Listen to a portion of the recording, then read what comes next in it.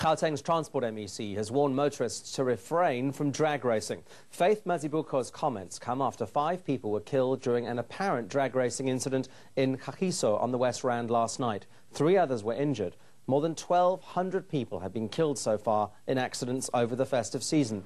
This is the highest number of festive season road deaths in 6 years. The Transport Department has said that motorists should shoulder most of the blame. They say that despite road safety campaigns, drivers are refusing to change their behaviour. But the department has been criticised for failing to enforce the rules of the road.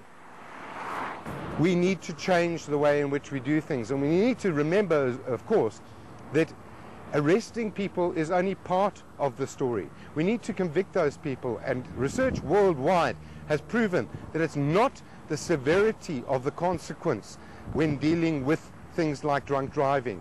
It's the immediacy of the penalty being imposed.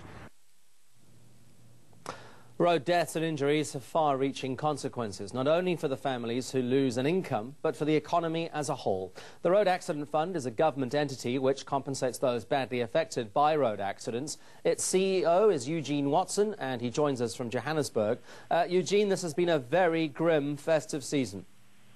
Yes, it has been. I think over 1,200 lives have been lost, countless more have been injured. It certainly is a sad moment for our country. How much do these accidents cost the RAF? Typically, we would spend, in our last financial year, we spent 12.5 billion rand on claims, with about 9 billion rand going to the claimants directly. So, on average, you're looking at between 50,000 and 200,000 rand per claim. But it depends on the nature and the severity of the accident. What percentage of those billions is as a result of this driving over the festive season? Well, I can't tell you exactly because there are different factors which lead to when you submit a claim. But we receive about 172,000 claims a year. So you're looking at about 1,400, 14,000 a month, which would be in keeping with the fact that for every accident there's a household, a home that's affected. Do you have enough money in your coffers to compensate the sheer volume of people caught up in these tragedies? Well, we certainly are trying our best. We have enough money to pay for the claims which come in on an annual basis. But in the long term, I mean, there's a big liability of over 70 billion rand, which we still need to honor as and when these claims get finalized. Once these claims come in, how quickly do you actually pay out? It depends on the nature of the claim and whether the claimant claims directly from the RAF or whether they make use of a legal resource. Typically, when litigation is used, it can take almost 3 to 4 years for a claim to be finalized. If claimants come directly, it can be sorted out within a year on average. And if it's for the smaller claims like the funeral costs and expenses, those are very rapid. They take place in a matter of weeks and months. All of this, of course, I mean, we're talking billions of rand, having a negative impact on the country's economy, of course. Absolutely. At a recent presentation with the Minister of Transport and the CEO of the RTMC, they estimated that about 300 billion rand a year. That's the impact of these accidents on our country as a whole.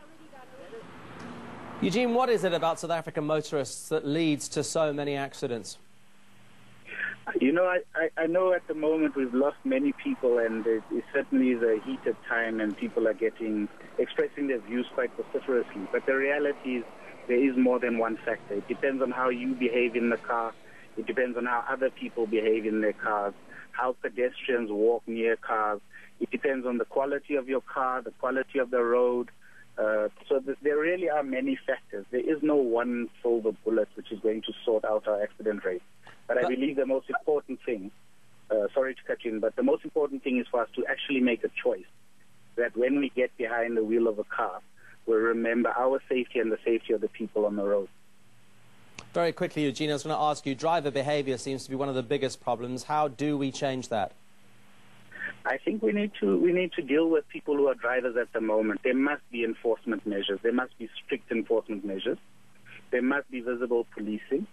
There must also be education for the youngsters. So before they drive, they need to be taught to be passive drivers, safe drivers. Eugene Watson, the CEO of the Road Accident Fund, thank you for your time this afternoon.